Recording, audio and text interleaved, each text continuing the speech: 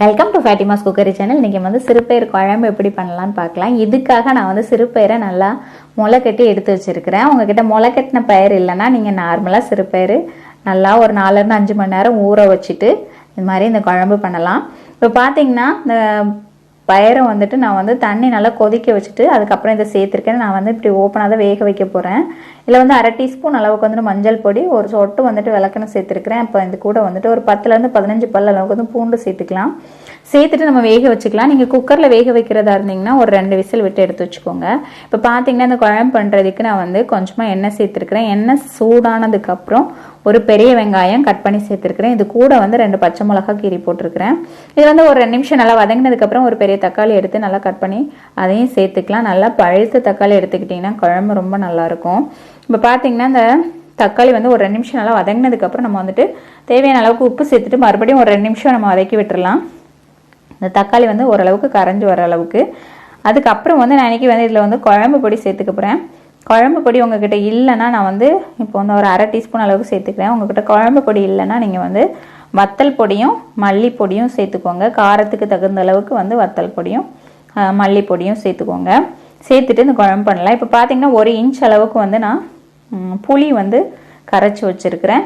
அதையும் சேர்த்துட்டு இந்த குழம்புக்கு தேவையான அளவுக்கு கொஞ்சமாக தண்ணியும் சேர்த்துக்கலாம். தண்ணி வந்து நம்மளா கொதிச்சிட்ருக்கட்டு. இந்த டைமில் பார்த்தீங்கன்னா இங்கே நம்மளோட சிறுபயிறு நல்லா வெந்துடுச்சு. இப்போ வந்து நல்லா கொதிக்க ஆரம்பிச்சிடுச்சு குழம்பு. இந்த டைமில் நம்ம இந்த வேக வச்சுருக்கிற சிறுபயிரை சேர்த்துக்கலாம். சேர்த்துட்டு நல்லா மிக்ஸ் பண்ணி விட்டுடலாம். மிக்ஸ் பண்ணி விட்டுட்டு ஒரு 2லேருந்து 3 நிமிஷம் நல்லா வந்துட்டு வேக விடணும். அப்போ தான் இந்த மசாலா எல்லாம் அந்த பயிரில் இறங்கும். ஏன்னா நம்ம உப்பு போட்டு வேக வைக்கல. இப்போ பார்த்திங்கன்னா ஒரு 5-6 நிமிஷம் ஆகுது. நல்லா கொதிச்சிட்ருக்கு.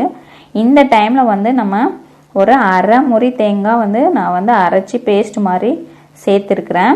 ஒரு சின்ன தேங்காவில் 1/2 முறி தேங்காய் சேர்த்துட்டு நம்ம ஒரு 3லேருந்து 4 நிமிஷம் வந்து அடுப்பில் சிம்மில் வச்சிடணும்.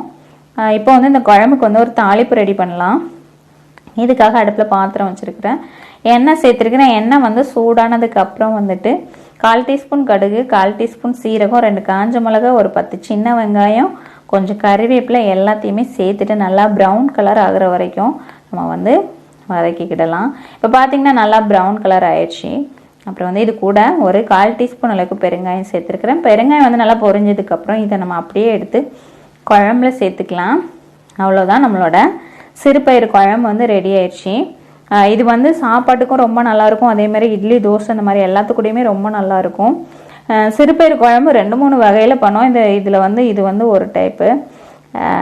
இது எல்லாருமே செஞ்சு பாருங்கள். உங்களோட கமெண்ட்ஸ் ஷேர் பண்ணுங்கள். பாருங்கள் எவ்வளோ திக்காக இருக்குதுன்னு சொல்லிட்டு. சாப்பாட்டுக்கும் ரொம்ப நல்லாயிருக்கும். அது மாதிரி வந்துட்டு புளி வந்து அதிகமாக சேர்த்துடக்கூடாது. ஏன்னா எல்லாம் நம்ம காயெல்லாம் எதுவும் பண்ணுறது இல்லை. நல்லா புளி வந்து அளவாக சேர்த்துக்கோங்க. எல்லோரும் செஞ்சு பாருங்கள். உங்கள் கமெண்ட்ஸ் ஷேர் பண்ணுங்கள், லைக் பண்ணுங்கள். இது மாதிரி ரெசிபிஸ் பார்க்குறதுக்கு ஃபேட்டிமாஸ் குக்கரி சேனலை சப்ஸ்கிரைப் பண்ணுங்கள். தேங்க்யூ.